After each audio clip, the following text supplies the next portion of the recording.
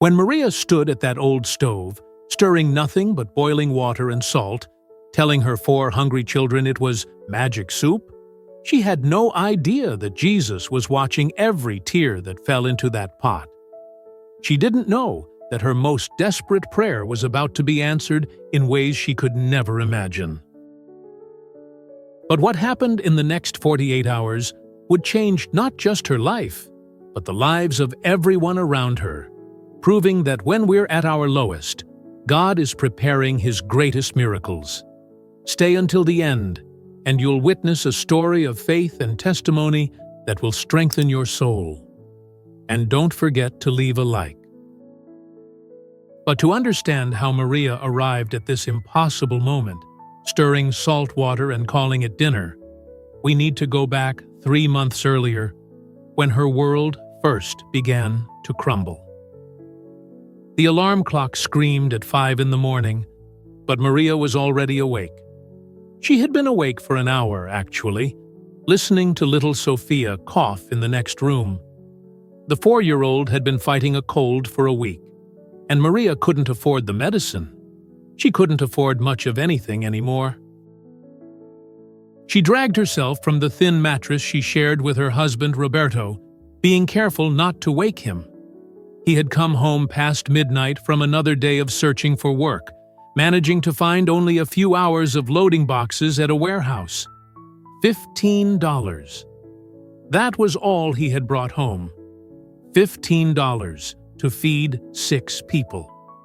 Maria tiptoed through their tiny 2-bedroom apartment, stepping over toys scattered on the worn carpet. In one room, Sophia shared a bed with 3-year-old Miguel. In the other, 7-year-old Carlos slept on a mattress on the floor next to 5-year-old Anna's small bed. The apartment was cramped, cluttered, and the rent was $650 a month. Rent that was due in 12 days. She made it to the bathroom and looked at herself in the cracked mirror. Dark circles under her eyes. Hair that hadn't seen a salon in over a year. Hands raw and red from the cheap soap she used to scrub other people's houses. At 32 years old, she looked 45. But Maria didn't have time for self-pity. She had to get the children ready, get herself ready, and somehow make it to her cleaning job at the office building downtown by 7:30. She was already on her final warning. 3 times this month, she'd been late. 3 times because Sophia had a fever, or Carlos needed help with homework he'd forgotten, or the bus had broken down while she was juggling all 4 children to drop them at her neighbor's house. Mrs. Chen, the neighbor, was kind, but elderly. She couldn't watch 4 energetic children forever, and Maria knew it. But daycare cost more than Maria made in a week, and the public preschool had a waiting list 6 months long. That morning followed the same chaotic pattern as every other. Miguel spilled juice on his only clean shirt. Sophia's cough got worse, and she cried, saying her chest hurt. Carlos couldn't find his shoes. Anna needed help brushing her hair. By the time Maria got all 4 children dressed, fed with the last of the cereal and powdered milk, and out the door, it was already 7:15. "Please, God," she whispered, as she half ran, half dragged her children down the 3 flights of stairs. "Please let me make it on time, just this once." But God seemed to have other plans that day. Or perhaps He was setting something much bigger in motion, something Maria couldn't yet see. The bus was late. Sophia's coughing got so bad that Maria had to stop twice on the sidewalk, holding her daughter until the fit passed. By the time she dropped all 4 children at Mrs. Chen's apartment, it was already 7:45. Maria ran the 12 blocks to the office building. She arrived at 8:15, sweating, out of breath, tears already forming in her eyes because she knew what was coming. Mr. Henderson, her supervisor, was waiting in the lobby. His face told her everything. "Maria, "I'm sorry," he said, and he actually did sound sorry. "I really am. But I've given you so many chances. Corporate is breathing down my neck about this. You're a good worker, but I need someone who can be here on time. I have to let you go." The words hit her like a physical blow. She tried to speak, tried to explain about Sophia's cough, about the bus, about how she had no one to help her. But the words stuck in her throat, coming out as nothing but broken sounds. "I'll pay you through the end of the week," Mr. Henderson continued, pulling an envelope from his pocket. $180. "I'm sorry, Maria. I really am." She took the envelope with shaking hands, nodded, and walked out. She didn't remember walking down the street. She didn't remember getting on the bus. She only remembered collapsing on the steps outside Mrs. Chen's building, the morning sun beating down on her, and finally letting herself cry. $180. Rent due in 12 days. 4 children to feed. No job. And Roberto's occasional work, bringing in maybe $40 or $50 a week if they were lucky. Maria had always been a woman of faith. She had grown up going to church with her grandmother, learning to pray the rosary, believing that God watched over his children. But sitting on those concrete steps, she felt something crack inside her. Not her faith exactly, but her hope. Her ability to see a way forward. She picked up the children at noon, her eyes still red. Mrs. Chen looked at her with such pity that Maria had to look away. She couldn't handle pity right now. She needed a miracle. The next 2 weeks became a blur of desperation. Maria spent every day searching for work. She filled out applications at grocery stores, restaurants, cleaning companies, anywhere that might hire her. But the same problem followed her everywhere. No one wanted to hire a mother of 4 young children who had no childcare and no guarantee she could be there on time. Roberto worked himself to exhaustion, taking any job he could find. He painted a fence for $20. He helped someone move furniture for $30. He loaded boxes, delivered groceries, did yard work. But it was never enough. It was never close to enough. The $180 dwindled fast. Milk for the children, bread, eggs, rice. Maria became a master of making a little stretch far. She started skipping meals, telling the children she had already eaten. She watched them eat while her stomach cramped with hunger, and she smiled like everything was fine. But Sophia's cough wasn't getting better. It was getting worse. And Maria had no money for a doctor. On the night before rent was due, Maria counted the money 3 times, hoping somehow the numbers would change. $215. They had managed to scrape together $215. The rent was $650. Roberto sat at their small kitchen table, his head in his hands. He had worked 14 hours that day, helping to demolish an old shed for $40, and he looked destroyed. Not just physically tired, but spiritually broken. "What are we going to do?" he whispered. Maria didn't have an answer. For the first time in her life, she had no answer. That night, after the children were asleep, Maria knelt beside their bed and prayed. She prayed harder than she had ever prayed in her life. She didn't ask for money or a job or even food. She asked for a sign. Just one sign that God hadn't forgotten them, that he saw them, that he had a plan. "Please, Jesus," she whispered into the darkness.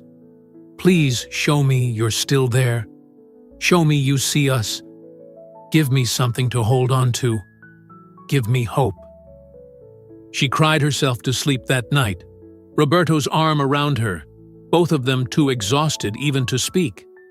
The landlord came the next morning, Mr. Patterson was a hard man who owned 6 buildings and cared only about his money. Maria tried to explain, tried to ask for more time, but he cut her off. "I've heard it all before," he said coldly. "You have 1 week, 7 days. If you don't have the full rent by then, you're out. I have people lined up for this apartment." 7 days. Maria nodded, closed the door, and leaned against it. In the next room, she could hear the children playing. They didn't understand. They didn't know that in 7 days they might be on the street. She walked to the kitchen and opened the refrigerator. A half-gallon of milk, mostly gone. 3 eggs, a small piece of cheese. In the pantry, she found a bag of rice with about 2 cups left, a can of beans, and nothing else.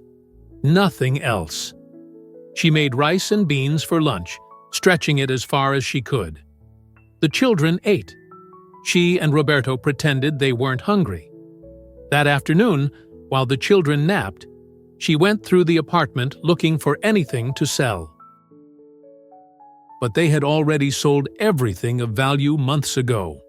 The television, her wedding ring, Roberto's tools, her grandmother's jewelry. All of it gone, turned into food and rent money that vanished as fast as it came. She thought about asking Mrs. Chen for help, but she knew the old woman was living on a fixed income herself. She thought about calling her sister in another state, but her sister had her own problems, her own family barely surviving. Maria was completely, utterly alone. That evening, as the sun set outside their window, she stood at the stove and faced the impossible. There was no food for dinner, no rice left, no beans, nothing but half a cup of milk she was saving for Sophia's cough. The children were hungry. 4 little voices asking when dinner would be ready. 4 pairs of innocent eyes trusting that Mommy would take care of everything, the way Mommy always did. Maria opened the cabinet and found a box of salt. She filled a pot with water, set it on the stove, and added salt.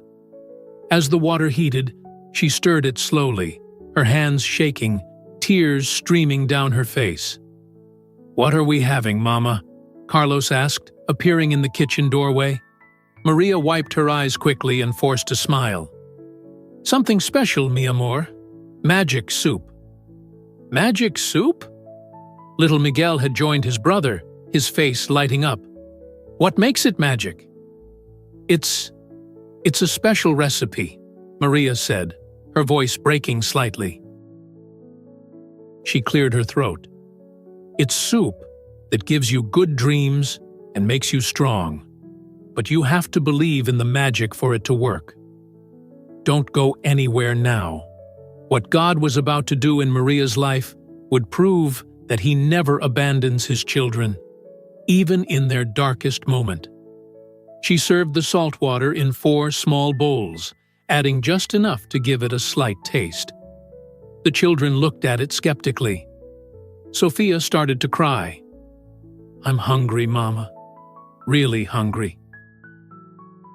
Maria knelt down and pulled all 4 children close. "I know, my babies, I know. But sometimes we have to believe in things we can't see. Can you do that for Mama? Can you believe in the magic?" They were too young to understand what was really happening. They didn't know their mother was breaking inside, that she was serving them salt water because she had nothing else to give. They just knew Mama was acting strange, and the soup tasted funny. Carlos, the oldest, took a sip and made a face. But then he saw his mother's expression, saw the tears she was trying to hide, and something in his 7-year-old heart understood. He took another sip and smiled. "It's good, Mama. I can feel the magic." Ana copied her big brother. Then Miguel. Even little Sophia managed a few sips before her coughing started again. After the children were in bed, Maria stood in the kitchen staring at the empty pot, and she completely fell apart. She sank to the floor beside the old stove, pulled her knees to her chest, and sobbed. Not quiet tears, but the kind of crying that comes from a place of absolute desperation, the kind that shakes your whole body. Roberto found her there 20 minutes later. He didn't say anything. He just sat down beside her on the floor and held her while she cried. "I served my children salt water," she finally said. "I told them it was magic soup. What kind of mother am I? What kind of mother can't feed her own children?" "A mother who's doing everything she can," Roberto whispered.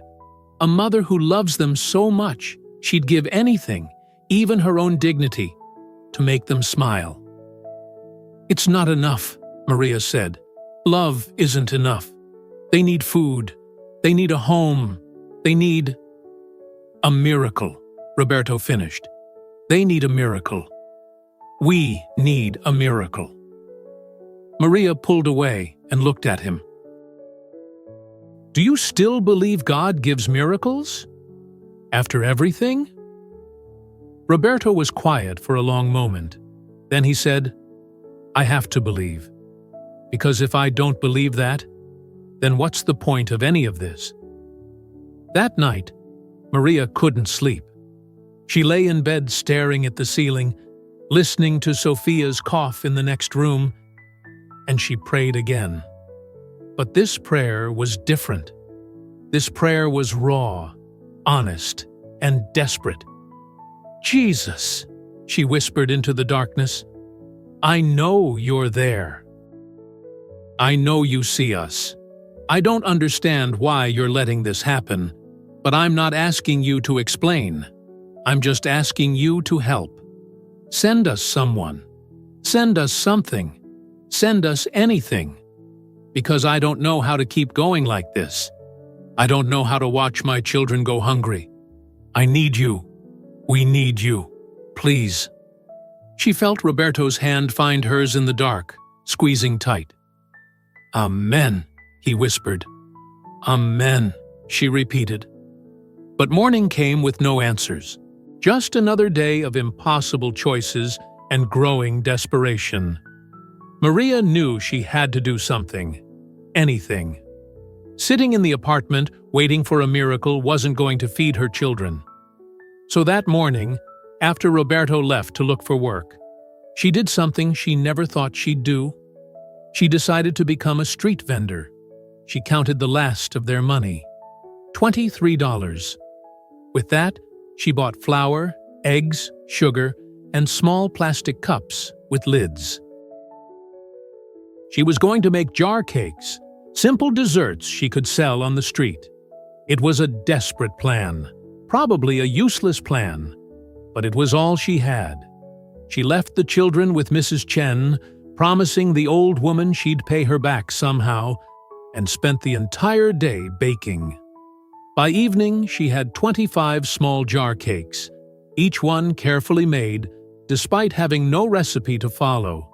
Just memories of watching her grandmother bake years ago. The next morning, she woke before dawn. She dressed carefully, put on makeup to hide the exhaustion, and tried to look presentable. She packed the jar cakes in a box, kissed her sleeping children, and headed out into the city. She had never done anything like this before. She had never stood on a street corner trying to sell things to strangers.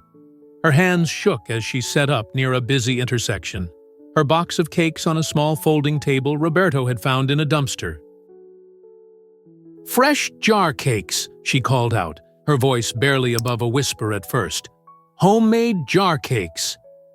People rushed past without looking. The morning commute swallowed her voice, her presence, her desperation. An hour passed, then 2. She sold 1 cake to a kind old woman who paid $3 and told her to keep the change. $3. Maria fought back tears. At this rate, it would take her weeks to make the rent. Weeks they didn't have. By noon, she had sold only 4 cakes. $12. She was about to pack up and go home when a man approached her table. He was middle-aged, dressed in simple clothes, nothing fancy. His face was kind, with gentle eyes that seemed to see right through her. There was something different about him, something Maria couldn't quite name, but his presence brought a strange sense of peace. "How much for a jar cake?" he asked. $3, Maria said quietly.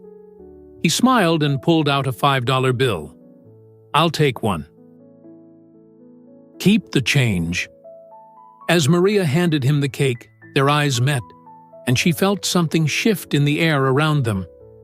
It was subtle, almost imperceptible, but real. The man held the cake and looked at her thoughtfully.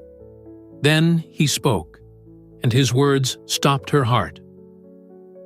"Maybe this humble jar cake I bought today will be the sign you asked God for."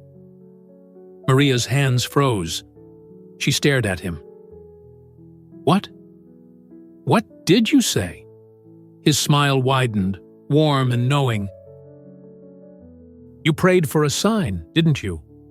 You asked Jesus to show you he sees you, that he hasn't forgotten you." Tears filled Maria's eyes instantly. Who are you?" "Just someone who knows that God hears every prayer," he said gently.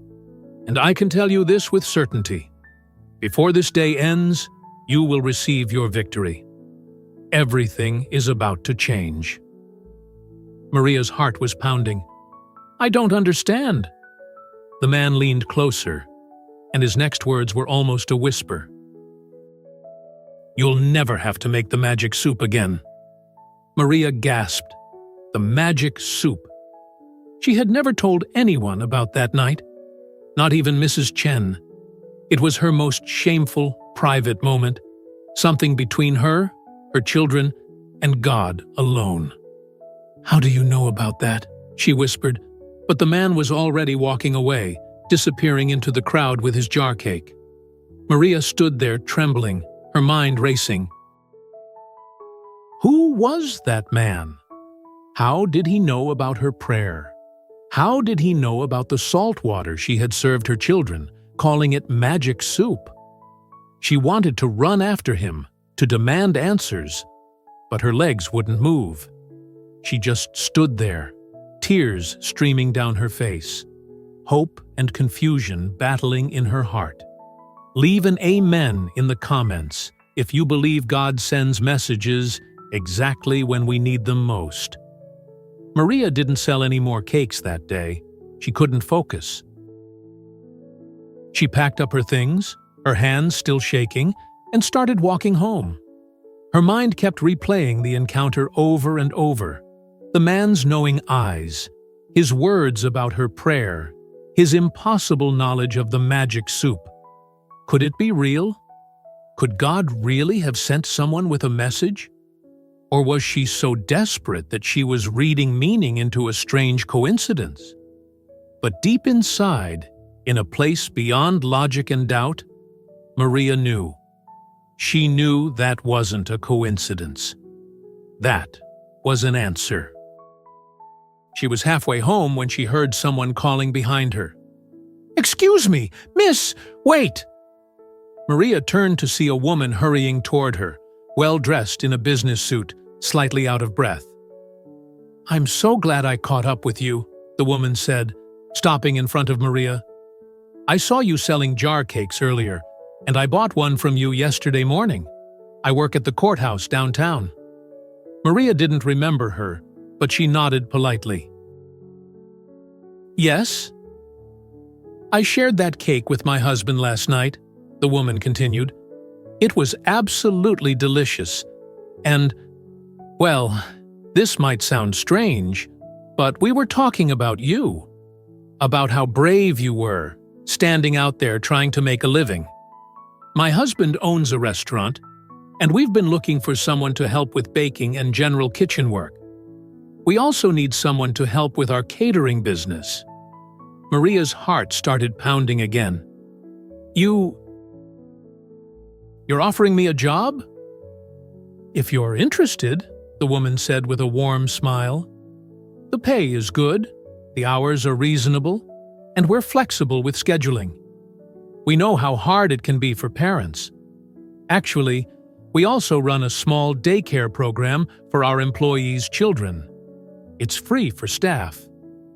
Maria felt like the ground was shifting beneath her feet.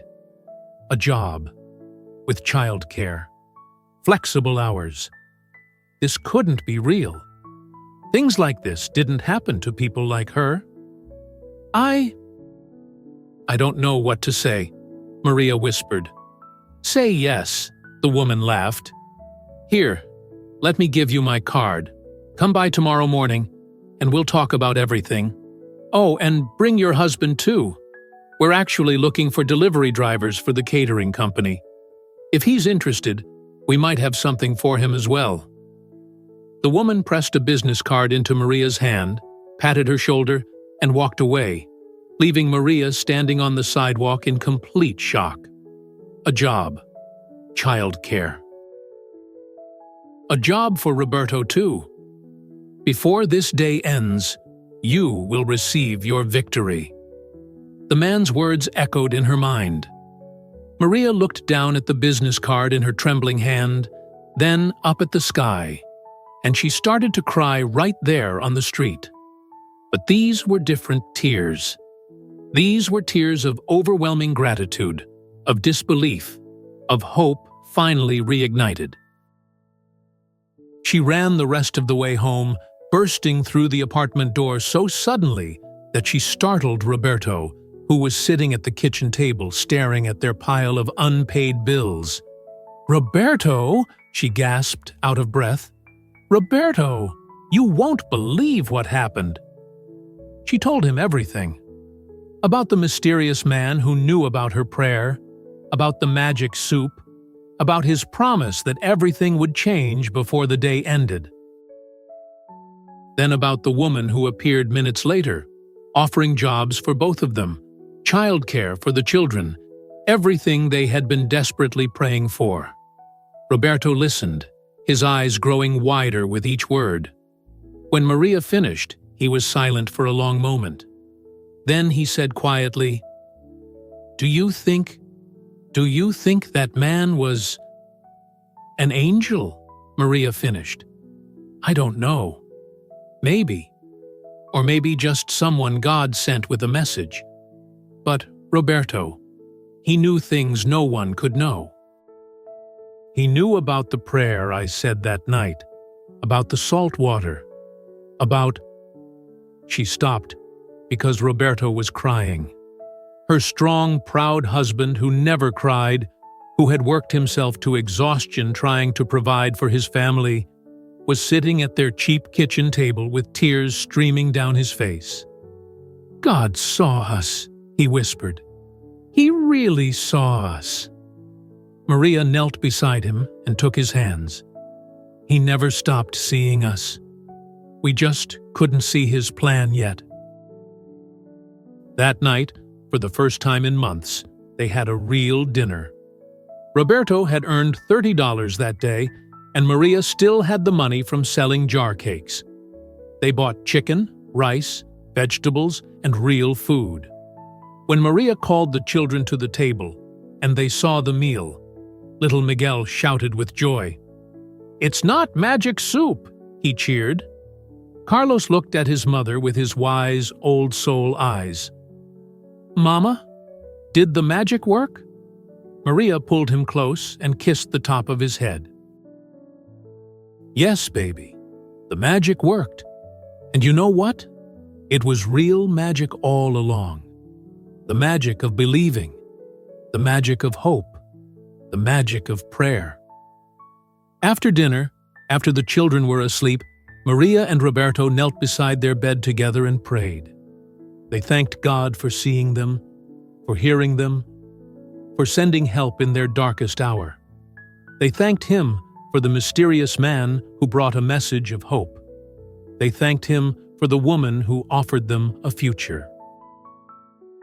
The next morning, Maria and Roberto went to the restaurant together. The woman, whose name was Jennifer, was as warm and welcoming as before. She showed them around the bustling kitchen, introduced them to the staff, and explained their positions. For Maria, baking and food prep work. For Roberto, delivery and catering setup. The pay was more than they had made at their previous jobs combined. The hours were structured and consistent. And best of all, the daycare program was bright, clean, and staffed by certified teachers. Maria almost cried again when she saw where her children would spend their days, playing and learning instead of being crammed into Mrs. Chen's small apartment. They started work the next Monday. That first week felt like a dream. Maria worked in a real kitchen with proper equipment and ingredients. Roberto drove a clean, reliable delivery van and came home each night with energy to play with the children.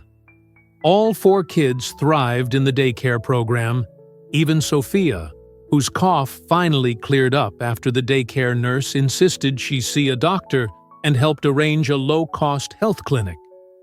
On Friday of that first week, Maria received her paycheck. She stared at the number, hardly believing it was real. They could pay rent. They could buy food. They could start saving for emergencies. They could breathe. That evening, she went back to the street corner where she had sold jar cakes, where the mysterious man had spoken those life-changing words. She stood there for a long time, watching people pass by, hoping somehow to see him again. She never did.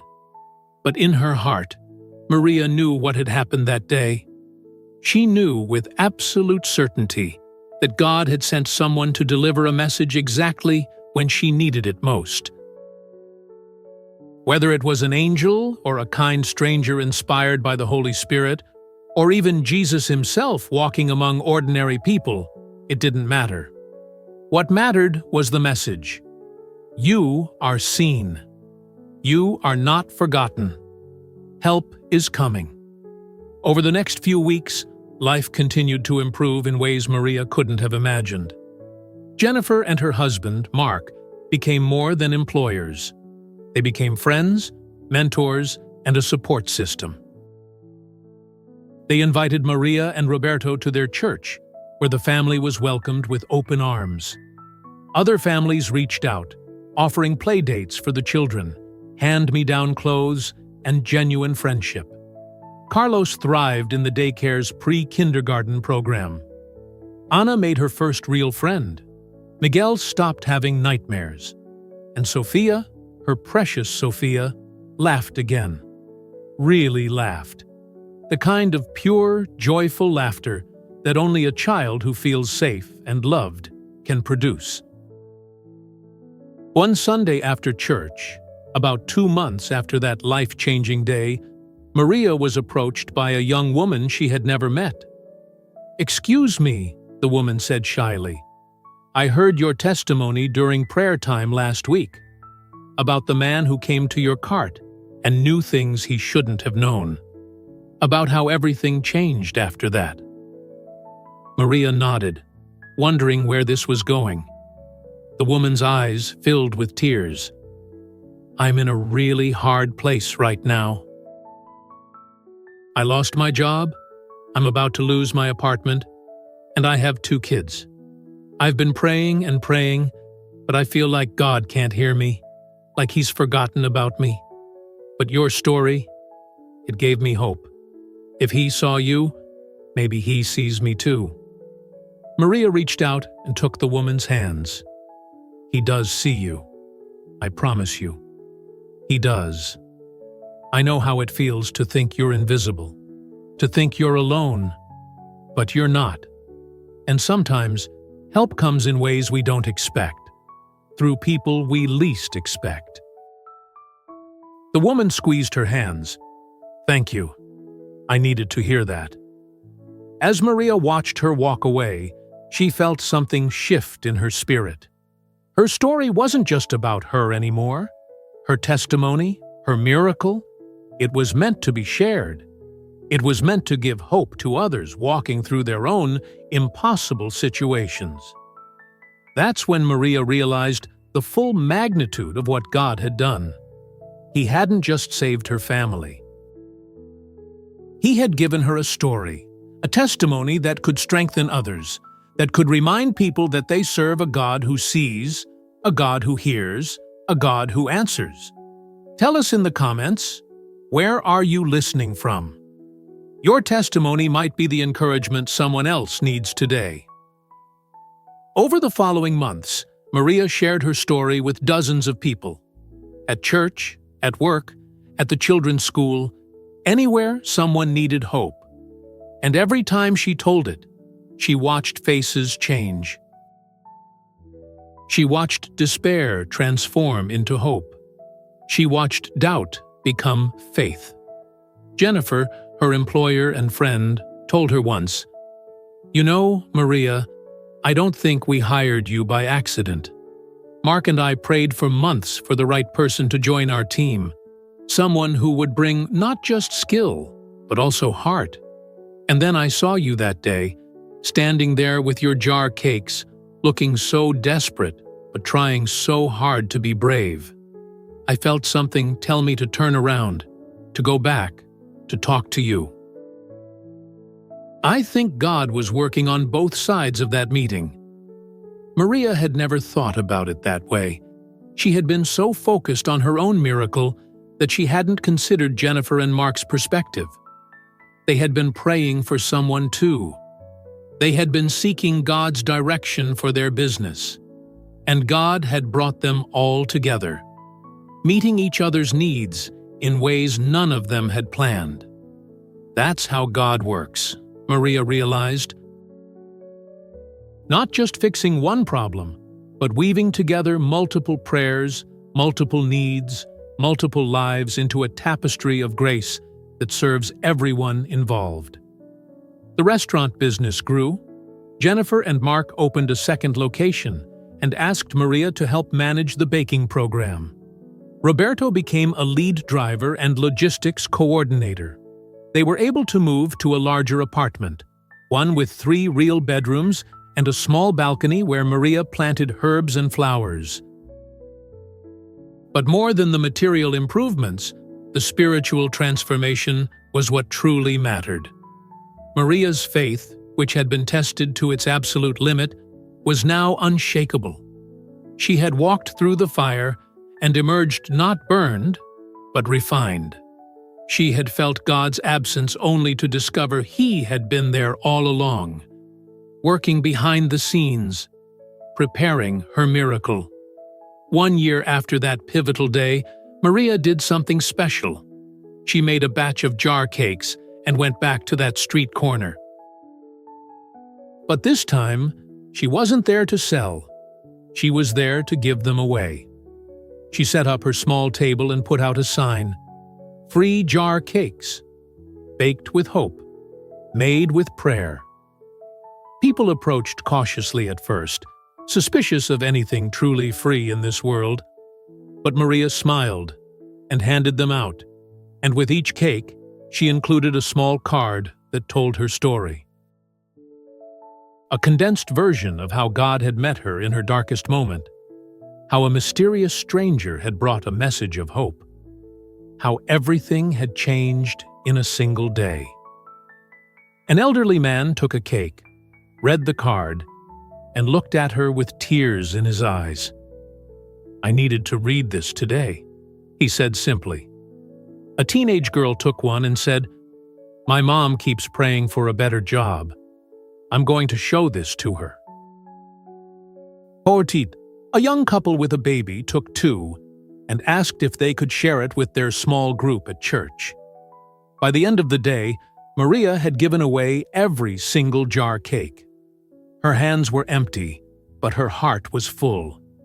She had come full circle, from desperate seller to grateful giver, from someone drowning in hopelessness to someone swimming in grace with enough to share. As the sun began to set, painting the sky in shades of orange and gold, Maria stood at that corner one last time. She thought about that man, the one whose words had sparked everything. She thought about his knowing smile, his impossible knowledge, his promise that everything would change.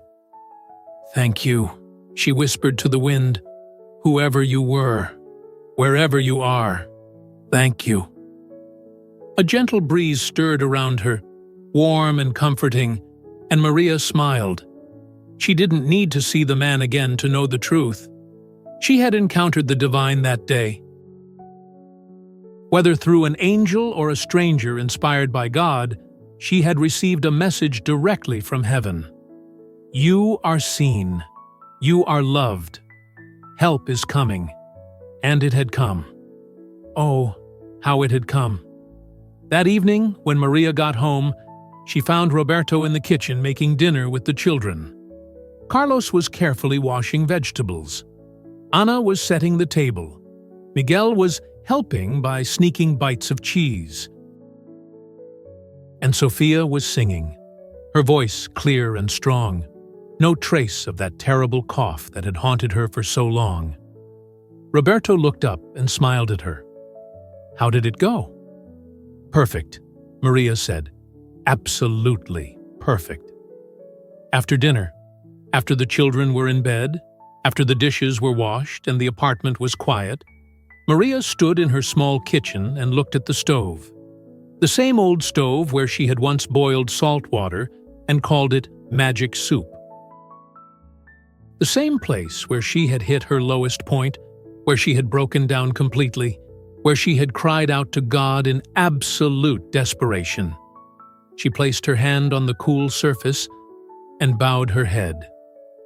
"Thank you, Jesus," she whispered. "Thank you for seeing me when I felt invisible. Thank you for hearing me when I thought my prayers disappeared into silence. Thank you for the magic soup night, because it brought me to the end of myself. And thank you for the miracle that followed, because it brought me to the beginning of real faith."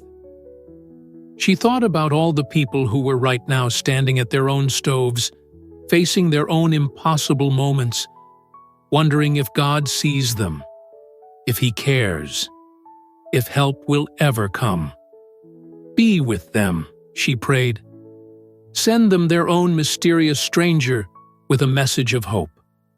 Remind them that their magic soup night is not the end of the story. It's just the moment before the miracle begins. In the living room, Roberto was reading his Bible, something he did every night now.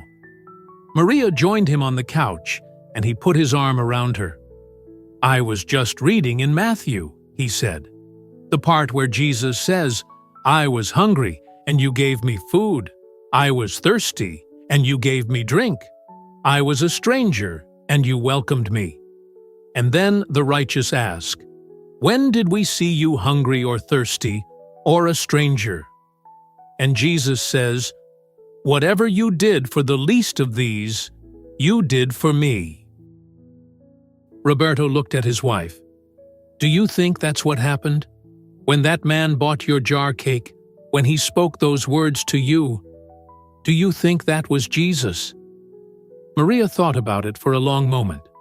Then she said, "I think Jesus comes to us in many forms, sometimes as a stranger with knowing eyes, sometimes as an employer who offers unexpected grace, sometimes as a friend who shows up exactly when we need them.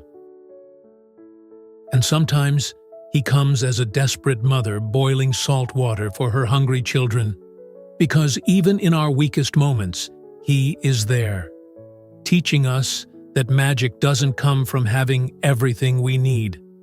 It comes from believing in what we can't yet see." She smiled. "But yes, I think that man was sent by Jesus. Maybe he was Jesus. I'll never know for sure in this life. But I know this: that encounter changed everything, and that's what matters." Dodgins, they sat together in comfortable silence, the evening wrapping around them like a warm blanket. In the next room, they could hear Miguel talking in his sleep, Little boy mumbles about dinosaurs and spaceships. Sophia giggled at something in her dreams. Anna's gentle breathing created a peaceful rhythm. And Carlos, their thoughtful oldest, had left a drawing on the coffee table before bed. Maria picked it up, and her breath caught. It was a drawing of their family sitting at a table. Above the table, Carlos had drawn a figure in white, with arms outstretched. In his 7-year-old handwriting, he had written, "Jesus eating with us." "He sees it too," Roberto whispered, looking at the drawing. "Our son understands. He knows what happened to us wasn't just luck or coincidence. He knows we were visited by grace." Maria held the drawing to her chest and felt tears slip down her cheeks. Good tears. Grateful tears. The kind of tears that come when you realize your children are witnessing faith in action, learning that God is real not through words in a church service, but through lived testimony in their own home. The next Sunday at church, the pastor asked if anyone had a testimony to share. Maria's hand shot up before she could second-guess herself. She walked to the front, and looking out at the congregation, she saw faces of every age, every background, every walk of life. Each one fighting their own battles, facing their own impossible situations, wondering if God still performs miracles. "I want to tell you about the night I made magic soup," she began. For the next 15 minutes, she shared everything. The job loss, the mounting desperation, the night she boiled salt water because she had nothing else to give her hungry children. She shared about hitting rock bottom, about the prayer she cried out in darkness, about the mysterious man who appeared at her cart and spoke words he couldn't possibly have known. And then she shared about the avalanche of blessings that followed. The job offer, the child care, the transformed life, the strengthened faith, the testimony that now encouraged others. When she finished, there wasn't a dry eye in the sanctuary. But more than that, there was a tangible sense of hope in the air, a collective understanding that God still moves, still sees, still answers. After the service, person after person approached her, some sharing their own stories of impossible situations where God had broken through, others asking her to pray with them because they were in their own magic soup moment, desperate for a breakthrough. Maria prayed with each one, and with each prayer, she felt her own faith grow stronger. Because that's the beautiful mystery of testimony. When you share what God has done for you, it doesn't diminish your miracle. It multiplies it. Each person who hears and believes adds another thread to the tapestry of faith, until what started as one woman's desperate prayer becomes a community's declaration that God is alive, active, and faithful. 6 months later, Maria received a phone call that would expand her testimony even further. It was from a local television station that produced a show about everyday miracles and inspiring stories. Someone from the church had sent them Maria's story, and they wanted to feature her on the program. At first, Maria was terrified. Television? Sharing her most vulnerable moment with thousands of strangers? But Roberto encouraged her, and Jennifer offered to go with her for support. Most importantly, Maria prayed about it, and she felt a clear sense that this was the next step in her journey. The interview aired on a Sunday evening. Maria watched it with her family, Roberto holding her hand, the children squeezed onto the couch beside them. When she saw herself on screen, telling the story of the magic soup and the mysterious stranger, she barely recognized the woman speaking. That woman was confident, radiant, full of unshakable faith. Was that really her? "That's you, Mama," Anna said proudly. "You're on TV." The response was overwhelming. The station received hundreds of calls and emails. People wanted to know more about Maria's story. They wanted to share their own stories. They wanted prayer. They wanted hope. The station invited her back for a follow-up segment, this time bringing Roberto and the children. During that interview, Carlos spoke up unprompted. "The magic soup was real," he said seriously, looking directly into the camera with his wise little eyes. "But not because of what was in it. It was real because Mama believed, and then God showed up." The interviewer wiped away tears. "That's beautiful. Thank you for sharing that." That clip went viral. Within days, it had been viewed millions of times across social media platforms. People everywhere were sharing it with the caption, "Magic Soup Faith," and "When you believe, God shows up." Maria was stunned by the reach of her story. Messages poured in from around the world.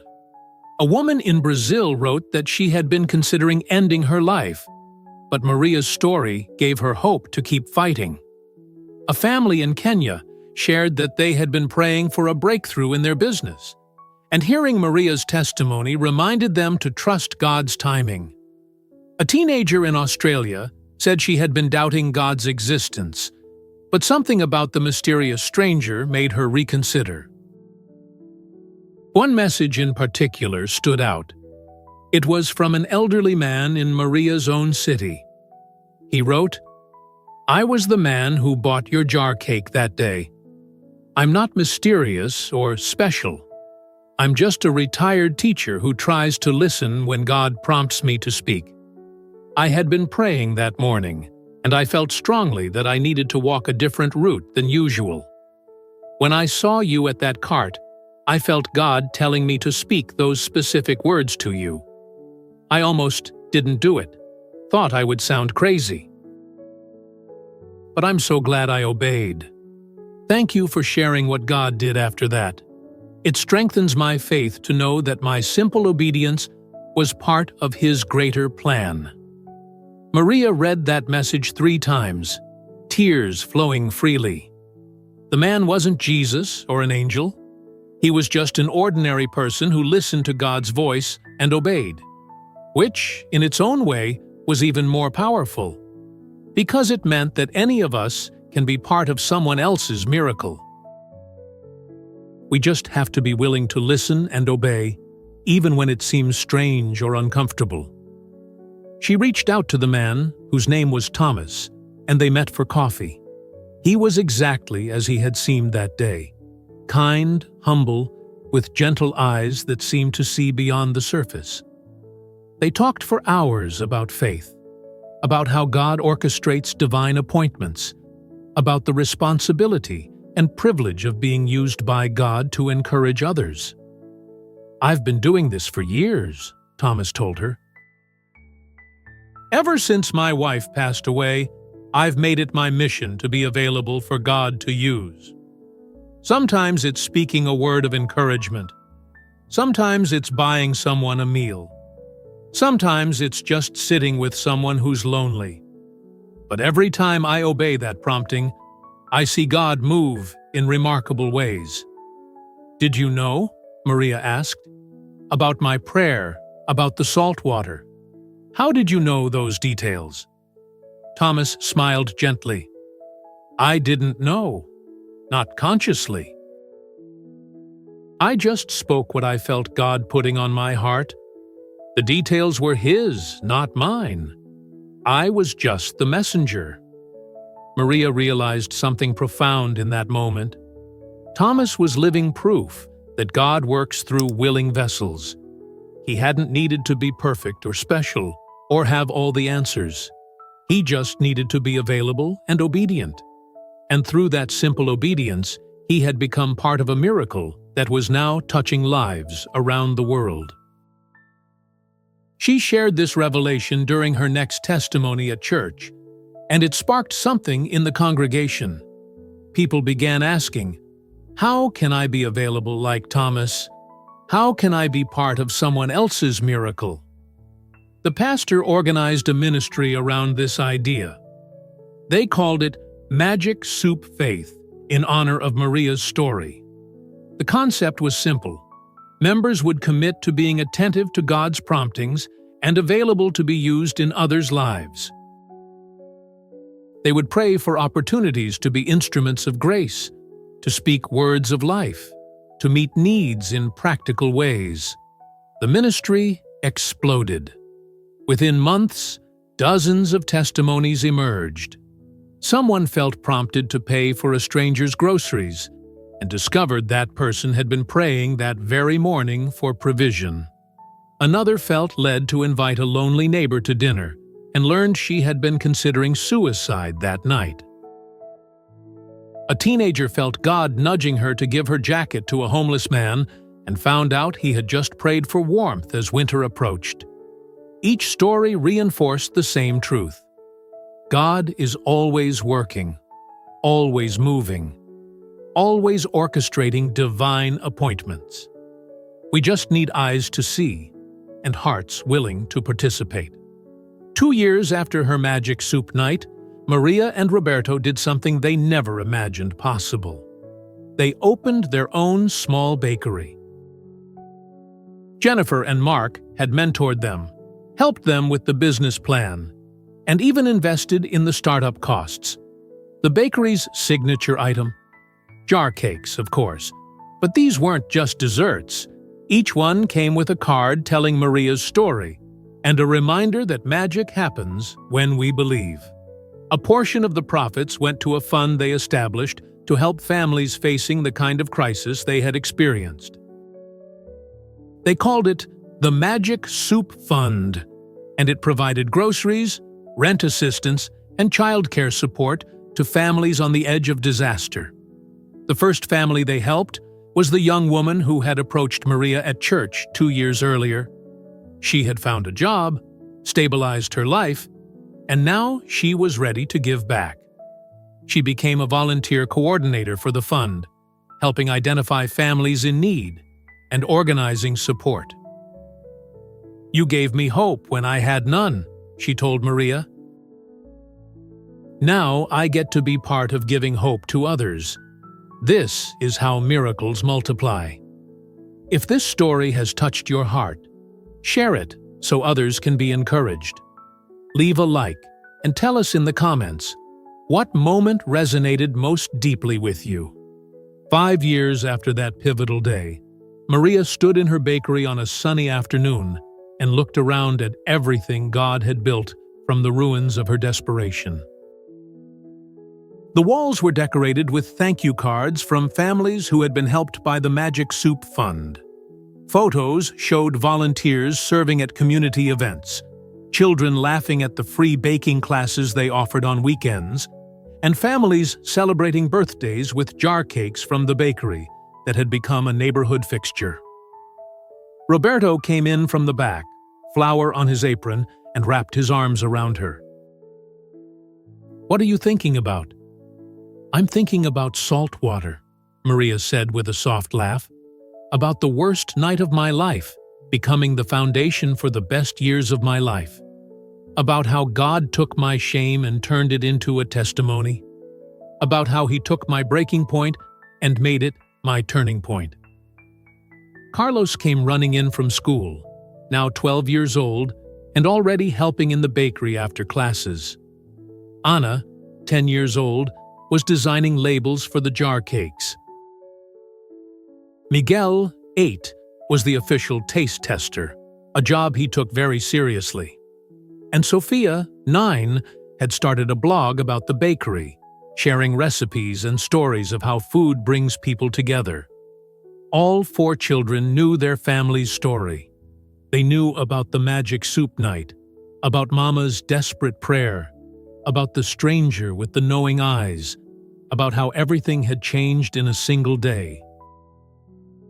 But more importantly, they knew that their family served a God who sees, who hears, who answers, who transforms. That evening, as Maria closed up the bakery, she noticed an envelope taped to the front door. Her name was written on it in unfamiliar handwriting. She opened it carefully and pulled out a single card. The message was simple. Your magic soup night was never about the soup. It was about teaching you that real magic is faith in the invisible, hope in the impossible, and trust in the God who sees everything. You learned the lesson well. Now you're teaching it to others. Well done, faithful servant. Keep sharing the story. Keep giving hope. Keep being available for me to use. A friend. There was no signature, no return address, nothing to indicate who had left it. But Maria didn't need to know. She pressed the card to her heart and looked up at the sky, now painted in shades of purple and gold as the sun set. "I will," she whispered. "I promise. I will." She took the card inside and placed it in a frame on the wall, right next to Carlos's childhood drawing of Jesus eating with their family. These two images, side by side, told the whole story. God with us in our darkest moments, God transforming our desperation into testimony, God using our stories to give hope to a hurting world. The bakery became more than a business. It became a gathering place, a beacon of hope, a physical reminder that no situation is too desperate for God to redeem. People came not just for the jar cakes, but for the story behind them. They came to hear Maria's testimony, to be encouraged, to believe that if God could transform her magic soup night into this beautiful reality, He could transform their impossible situations too. Maria started hosting monthly gatherings called Magic Soup Nights. Anyone facing a crisis was invited to come, share their story, and receive prayer and practical support. The gatherings grew from a handful of people to dozens, and the testimonies that emerged were stunning. A single father whose car had broken down, making it impossible to get to work, received a donated vehicle from someone at the gathering. A woman who had been diagnosed with cancer and couldn't afford treatment was connected with a ministry that covered her medical expenses. A teenager who had aged out of foster care with nowhere to go was taken in by a family who attended regularly. An immigrant family struggling with language barriers and job discrimination found employment and ESL classes through connections made at Magic Soup Nights. Each story reinforced the truth that Maria had learned. God doesn't just save us for ourselves. He saves us so we can become part of saving others. Our testimonies aren't meant to be kept private. They're meant to be shared, multiplied, used to build faith in others and demonstrate that God is still in the miracle business. 10 years after her Magic Soup Night, Maria received an invitation that stunned her. A national Christian women's conference wanted her as a keynote speaker. Thousands of women from across the country would gather to hear testimonies of faith, and they wanted Maria to share her story. Standing on that stage, looking out at an audience of 5,000 women, Maria felt the same fear she had felt that first time sharing her testimony at her small church. But she also felt something else: authority. Not her own authority, but the authority that comes from walking through fire and emerging transformed. The authority of someone who has seen God move and can speak with confidence about His faithfulness. "I want to tell you about the worst night of my life," she began, and the auditorium fell silent. "The night I stood at my stove, stirring salt water, and told my hungry children it was magic soup." For the next 40 minutes, she shared the complete journey. The desperation, the shame, the prayer, the mysterious stranger, the avalanche of blessings, the multiplication of the miracle, the ongoing testimony. She held nothing back, letting her vulnerability become a bridge to connect with the hurting hearts in the audience. When she finished, the response was thunderous.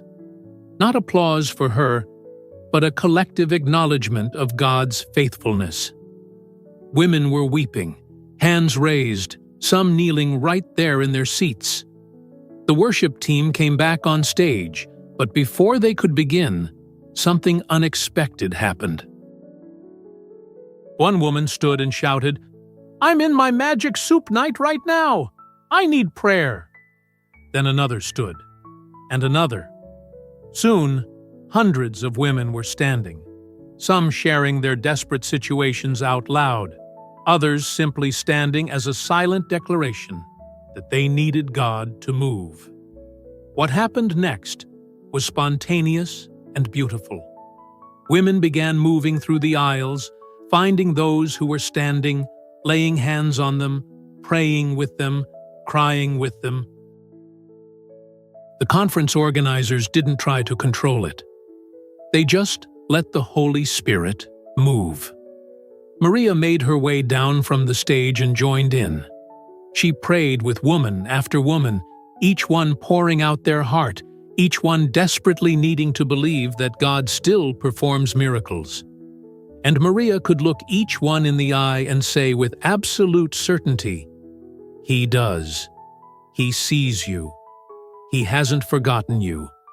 Your breakthrough is coming." That conference sparked a movement. Magic Soup faith groups began forming in churches across the country. The concept was simple: create communities where people could share their desperate situations without judgment, receive prayer and practical support, and watch God move in impossible circumstances. Maria's Bakery became a model for others. Faith-based businesses began opening in various cities, each one committed to the dual purpose of providing excellent service while also being a conduit for God's grace. They hired people others wouldn't hire. They helped families others had given up on. They demonstrated that kingdom business principles work in the real world.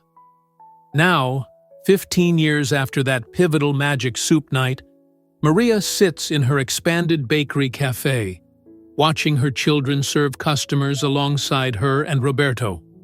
Carlos is 22 now, managing the business operations. Ana, 20, runs the social media and marketing. Miguel, 18, heads up the baking team. And Sophia, 17, coordinates the Magic Soup Fund and community outreach. All 4 children have grown up witnessing faith in action. They've seen hundreds of families go from desperation to breakthrough. They've participated in miracle after miracle. And they've learned that their family's story isn't unique. It's universal. Everyone faces Magic Soup moments. The question is whether they'll have the faith to believe in the invisible, the hope to trust in the impossible, and the courage to keep praying when everything looks hopeless. Maria recently received a letter from Thomas, the man who had spoken those life-changing words to her 15 years ago.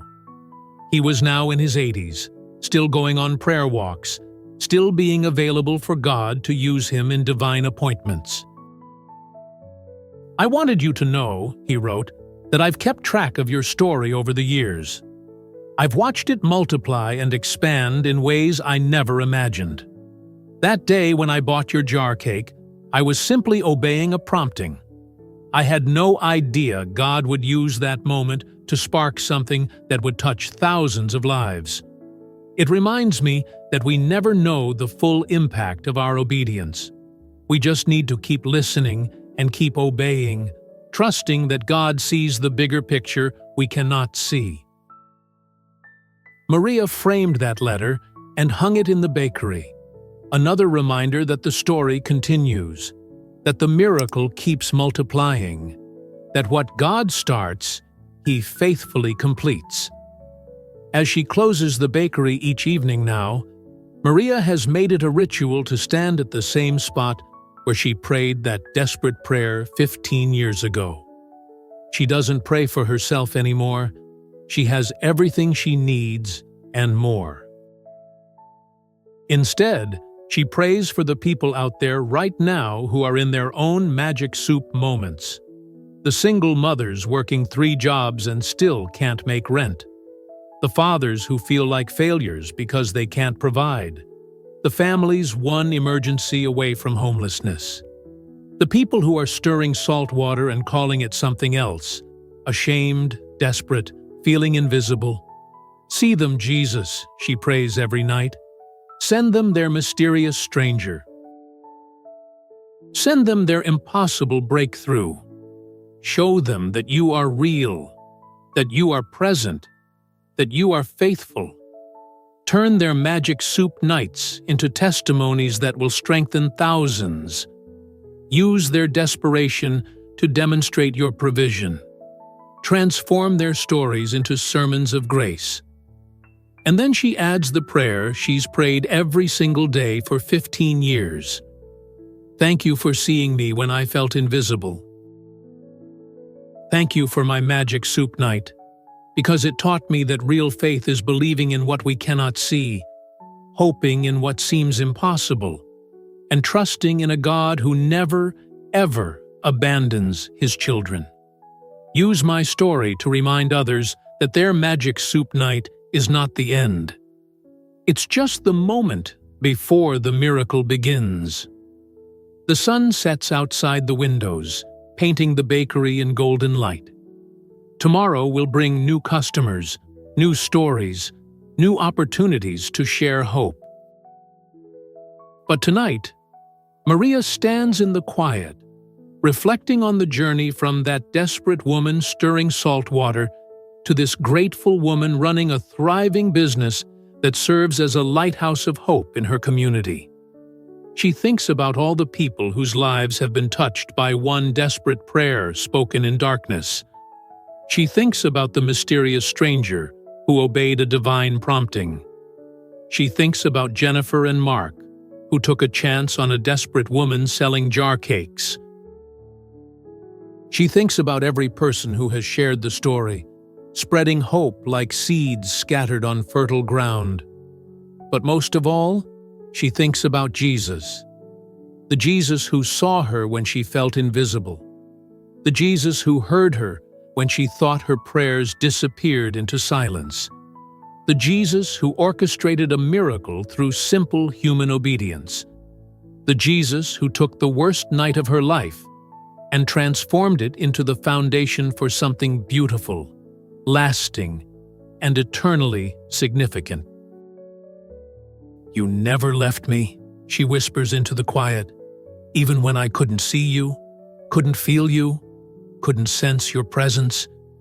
You were there, working behind the scenes, preparing the miracle, positioning the people, orchestrating the breakthrough.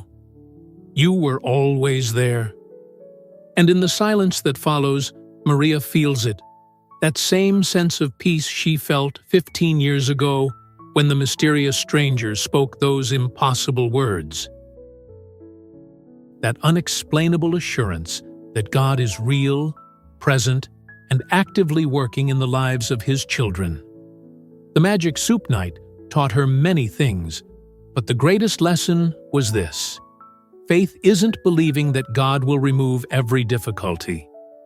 Faith is believing that he will be with us in the difficulty, that he will use the difficulty to transform us, and that he will bring beauty from the ashes of our desperation.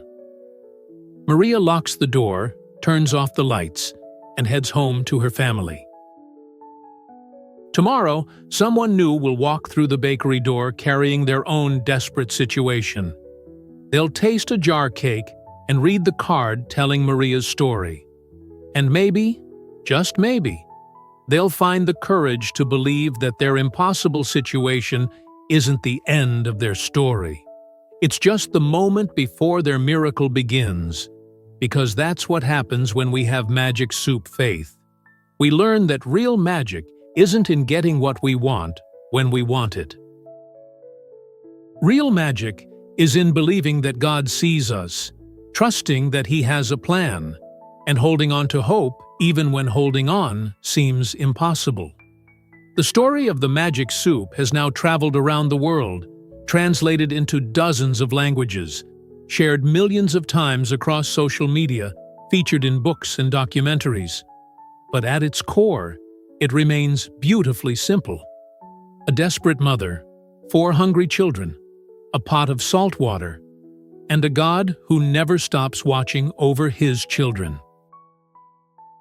Maria's journey from that dark night to this abundant life is a testimony to the truth that no situation is too desperate for God to redeem, no prayer too small for Him to hear, no person too insignificant for Him to see. And somewhere tonight, someone is standing at their own stove, facing their own impossible moment, wondering if God cares. If Maria could speak to them directly, she would say this: He sees you. Right now, in this moment, He sees you. Your magic soup night is not the end of your story. It's the beginning of your testimony. Keep believing, keep praying, keep hoping. Because the God who turned my salt water into a miracle of multiplication is the same God watching over you, and your breakthrough is closer than you think. The Magic Soup Night happened 15 years ago, but its impact continues to ripple outward, touching lives, strengthening faith, and reminding everyone who hears it that we serve a God who specializes in the impossible, a God who sees, a God who hears, a God who answers, a God who transforms, a God who never ever gives up on His children. And that's the real magic. Amen. This is a story created to strengthen your faith and remind you of God's power in impossible situations. Though the characters are fictional, but believe it, Jesus sees you, hears your prayers, and works miracles in the lives of those who believe. If you believe in the power of Jesus to transform lives, to turn desperation into testimony, and to work miracles when everything seems impossible, leave an amen in the comments below. Follow this channel for more inspiring stories of faith that will strengthen your walk with God and remind you that no situation is too difficult for Him.